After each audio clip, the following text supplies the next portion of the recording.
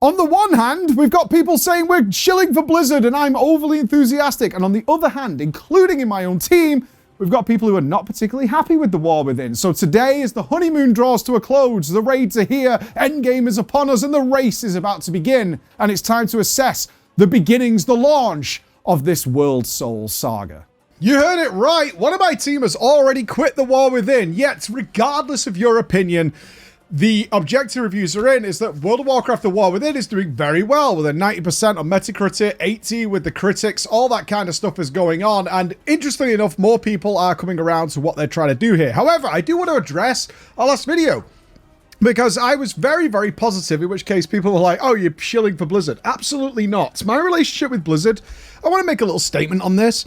My relationship with Blizzard is now one of like a mutual kind of respect friendship. It's really nice, actually. We argue, we talk, we do things, and often it's a case of like just back and forth and not a case of, hey, sell our products. In fact, they've never really done that with me at all. It's like they've invited me to events and stuff, but never really like... do this, you know, can you say this is really good? I've never ever had that with Blizzard. All I've done, and the wonderful conversations I've had with Ian have been based on the fact that you're always kind of fair and honest.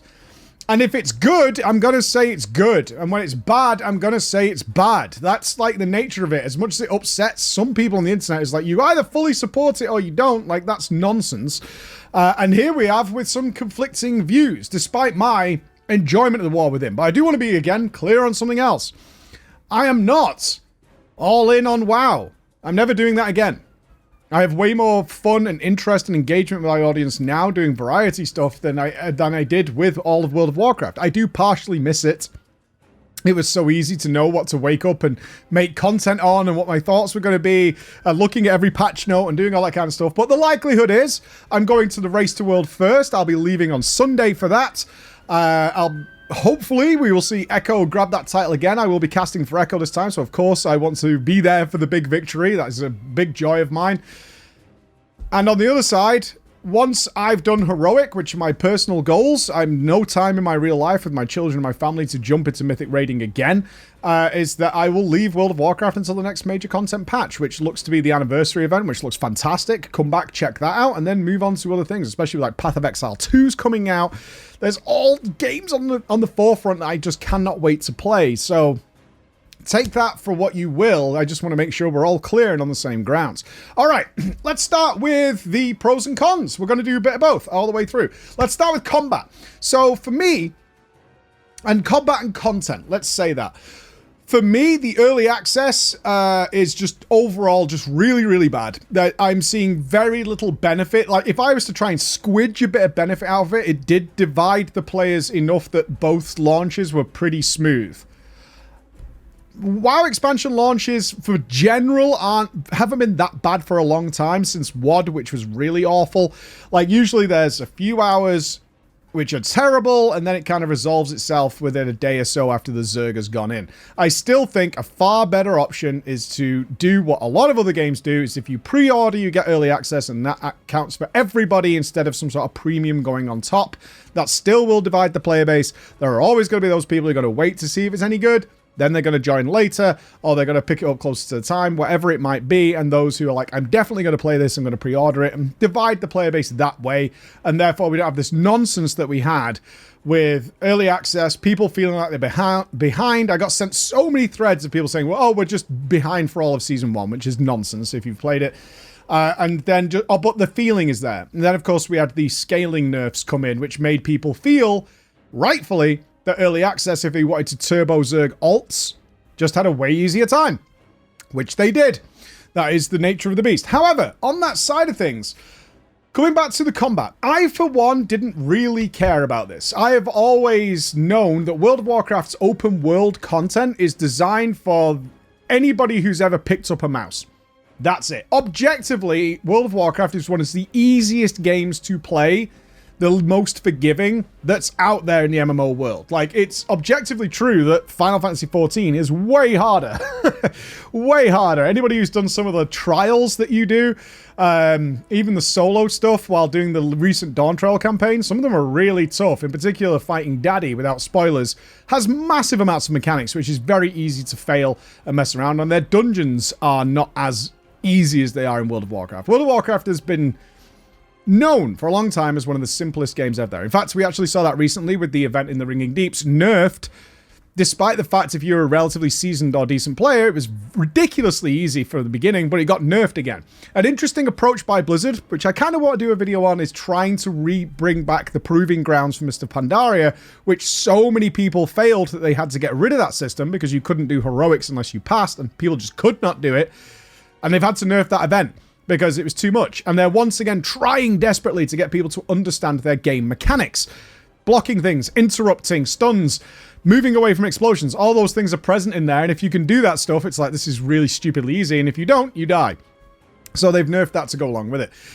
So personally, I didn't really mind that we got the catch-up gear before the War Within launched and breezed through all the leveling content, because I do not expect it to be a challenge. My criticism of it is, when they get to an end zone boss or an end zone payoff, they should absolutely scenario that stuff, because it is so anticlimactic. Is that you rock up, you finally get to play your cooldowns, because none of the normal world mobs need cooldowns, and you just eradicate it, and it's like, this was the big threat. It pulls you out of everything, especially if you're enjoying the story. It's like, this is just not a threat to anybody. This thing's a child. This is ridiculous. That thing should be scenarioed and difficulty should be applied to that, or some sort of encounter would go along well with that, even though it's like one-time use. But considering how many alts are in play these days, it's probably not one-time use. I think it'd be well worth it to add more world stuff. Counter to that, though, this is one of the things that a member of my team actually hated so much that it took them out of the game entirely and made them annoying. The words were, I couldn't even finish channeling a disintegrate on any mob before they were just dead. And their point was, I never even got to play my character, really. I might as well have been playing some generic default character that has an attack button, because nothing in the game is allowing me to play my character. And certainly if you care about like doing a decent rotation, using your cooldowns, being effective and powerful, and taking any advantage you can, none of that is present in the open world content, and it hasn't been for a long time, coming back from the early access. So looking for the pros of the early access, the dividing of the player base, the downsides: one, a disgruntled player base who couldn't afford or didn't want to pay the extra premium, rightfully so, for an early access, and those who have now been playing the War Within for coming up to a month without any character progression of relevance. It's a really long time to be stuck without content, right? Next week we are going to be getting that content finally, and it'll be 3 weeks total. It's a really, really long time to be stuck with like just a bit of renown, especially if you're not doing alts. I'm not doing alts. I'm doing a single character and I am done. I'm not grinding world quests all day, every day. That's not happening. I'll play other things. I'm not doing that. So I was kind of done. And like, okay, I've got some world weekly reset stuff happening on the Wednesday. I did that, and that was it. I'm playing other things. I played Space Marine 2. We're going to be playing Crusader Kings 3. Then we're going to come back when the raid is doing, right? It's just, this is a really long time to be starved of content. The feedback we had on that from some people was like, oh, FF14 does the same thing, right? It delays its raids and its savage raids. It does. The difference is, for Final Fantasy XIV's large content is far, far, far, far, far, far, far more robust than World of Warcraft's. You have difficulty, they launch with their extremes. You can also farm them, so if you've never done FF14, think of it like a single boss heroic. So if you play Classic, it'd be like Onyxia Heroic. You could do that from day one. It's also repeatable instantaneously. It's not on a lockout. So, for example, I did 56 or 57 attempts or kills on one of the bosses over the course of 2 days, because I was farming some wing transmog as a mount. Yeah! You! Lala victory! You cursed little bastards! Keep bring it home! Get in! Get the f*** in! All it took was sacrificing my f***ing soul to the Lalafels! And I just invested my time into that. And it's hard. We wiped plenty of times while doing it. And it's something you had to pay attention to, a lot of deaths. It was challenging content, which is not present in World of Warcraft. Similarly, all their world rares, all those things all exist from day one, along with all the necessary other things you would have in there. There's some challenge to invest your character into in preparation. You can get your pre-raid weapons. All that kind of stuff is doable from day one, on top of a 45-hour plus main story campaign. Mixed reviews, I know. I've already done a video on it. But less than like the 8 hours at best that you're going to get out of the World of Warcraft one, right? So there's a lot more robust content to tide you over until the raids and things release. So it's not the same. It's not the same. So World of Warcraft, I think, going forward should really reevaluate if this early access crap is going to stick around, and it is going to be some paid premium, is you're almost telling people it's a kind of a waste of time unless you're a hardcore min-maxer or you really suffer from FOMO and fear of missing out. Because you end up with a really long time with not much to do. Unless you want to level alts and stuff. And I am seeing a lot more people buy into the fact that it's like, I'm kind of bored now. There's nothing for me to do.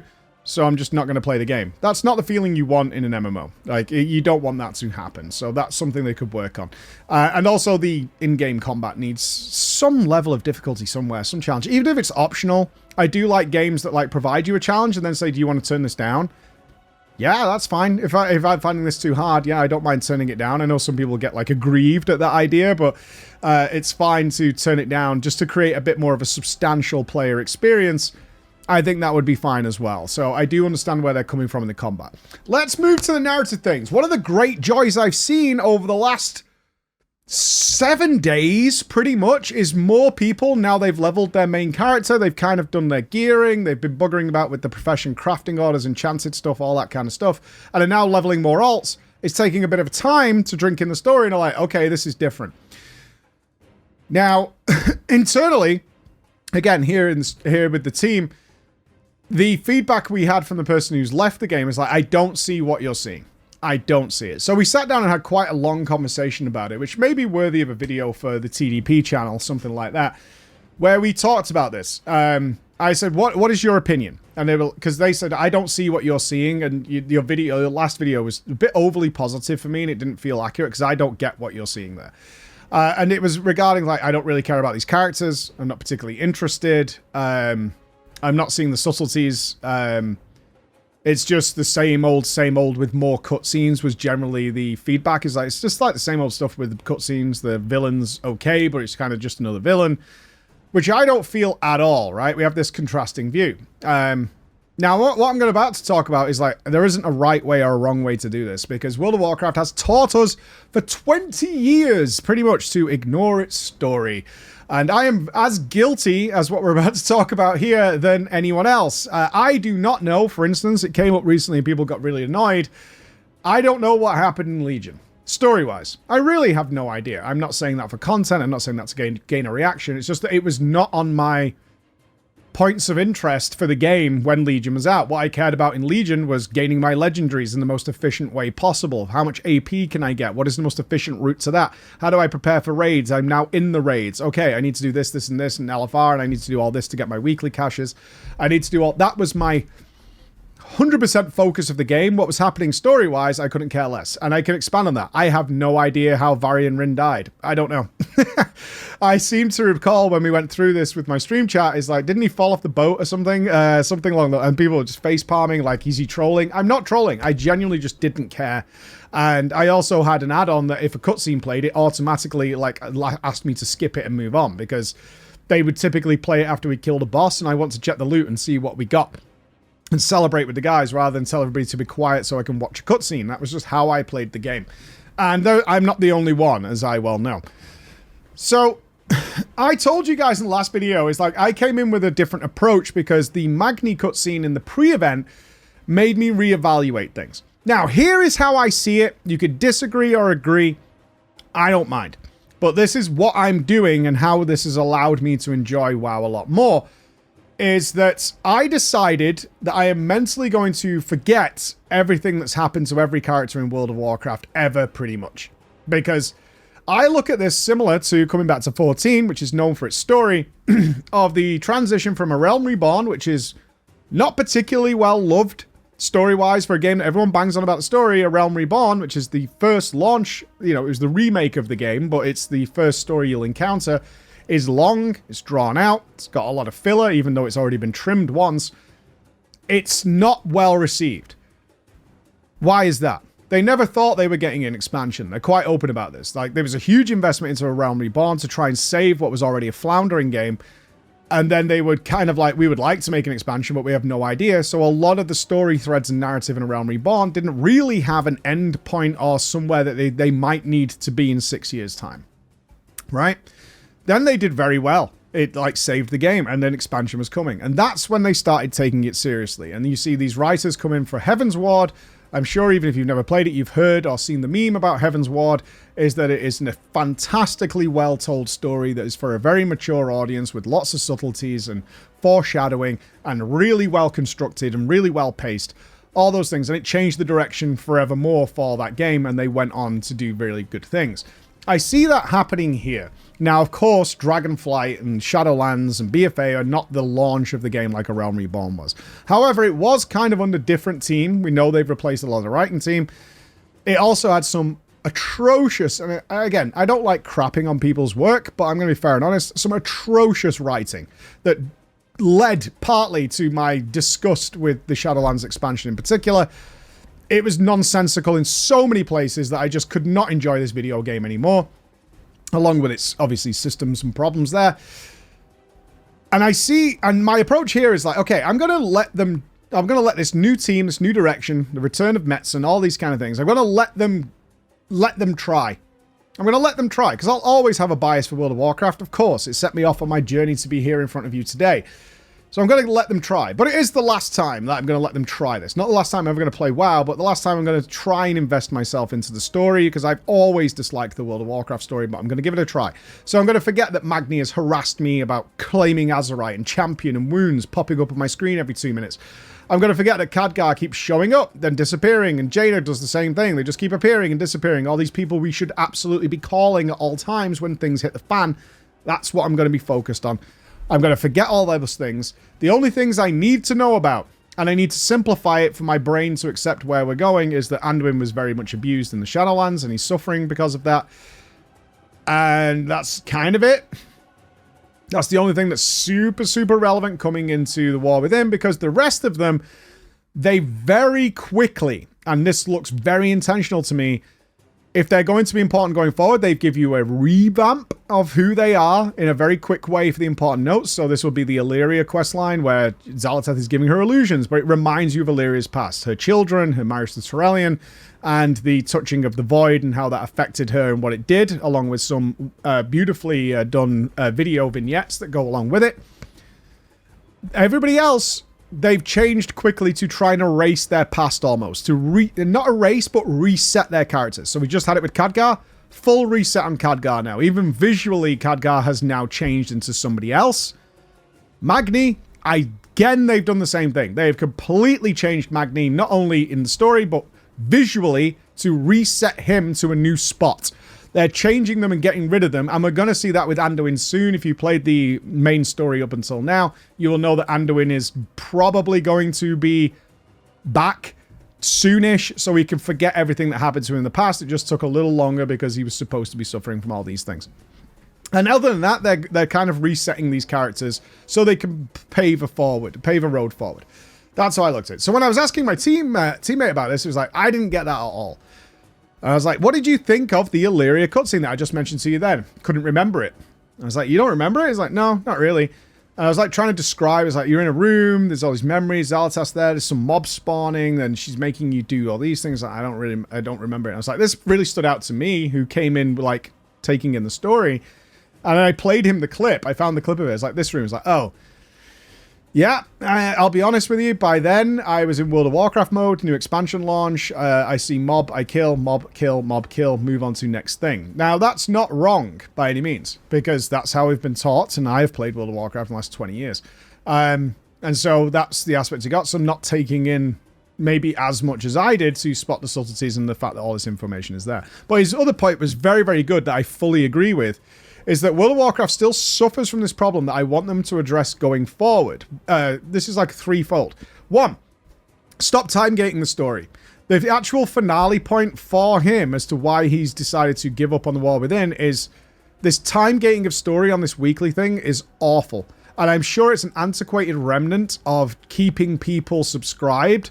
There's some more next week. There's a bit more next week. We drip feed it to you. It pulls you out of it completely. He said, we got to a point where Thrall and Jaina arrived. It was the most exciting thing for me in the story that had happened so far. And then the story just came to a dead stop. And that was out. I was like, I'm done with this. And for your Dawn Trail players, it would be like meeting Otto. And then the story just comes to a stop for another week. It would be unacceptable. Like, that's just not okay. Can't be done. And I fully agree with this. This time gating needs to go away. The second thing I agree with him on, you're still not a part of the narrative. And the way he put it is like, the conversations just don't feel natural like normal people. Now, we're not talking about the pacing and the word speed here, which a lot of people do have a problem with. I don't, neither does he. It's more a case of you're a fly on the wall to what's happening. And it's just not how conversations like this would go along. And a big strength of 14 in its storytelling is you are very much involved in the events that are happening in the story and have input. You have choices to make. You have decisions to make. They probably don't affect too much of the overall story, but you do have input as a character who is important here. World of Warcraft in particular has this problem of it points information at you instead of you being involved in information. There's no bigger evidence of this than when you receive a quest. Usually it's 2-3 paragraphs of information, which is just waterfalled onto you, and you don't have any say, input, feedback whatsoever. You're just told by somebody, blah, blah, blah, blah, blah, go. And you're like, okay, which leads to the idea of click accept, go. Click accept, go, because that's what's happening. You are not a part of it. I then asked about the stay a while and listens, where Blizzard has done a really good job in setting the scene, the motions, and in fact, adding in, for the first time ever, I think, really actively, extra dialogue that you have to go out and find for things that you probably are interested in. And in particular, without spoilers, if you go down to the Weaver's lair and you finish the current MSQ, go inside the inn, there's a very interesting scene that plays out involving the Weaver, but you're never pointed to it, you never told it, and it's going to be relevant going forward if you're interested in the story. But his point was the same again. Instead of what, say, 14 would do, and it is the better storyteller, that's why we're comparing it to it, is where you go for dinner with one of the characters, or perhaps a walk along the beach, or you meet, or you have some sort of one-on-one interaction with that character. They'll either come and visit you or do something. And you have this sort of bonding time that's just you two to grow that personal relationship. In 14, the style of Vinyl Listens is you are a fly on the wall to somebody else's situation. You are literally just like staring from the other side of the room while they have this really personal moment. And it doesn't involve you in any way. They'll just play it out. They'll talk. Sometimes they're supposed to be talking to you like Farron does or the General does, but you don't do anything. You're just along for the ride. And then you're out of there. You're still a fly on the wall rather than your character being involved. If you're setting battle plans, you should be involved in that conversation in some way and taking opinions from other people. That's something they really need to work on, I think, is actually making you feel a part of it, along with the time gating of story. But I am happy to say that overall, I'm seeing more people enjoy the story. I'm very enjoying it to the point where we are theorizing things in the office. We've got a video coming up on that.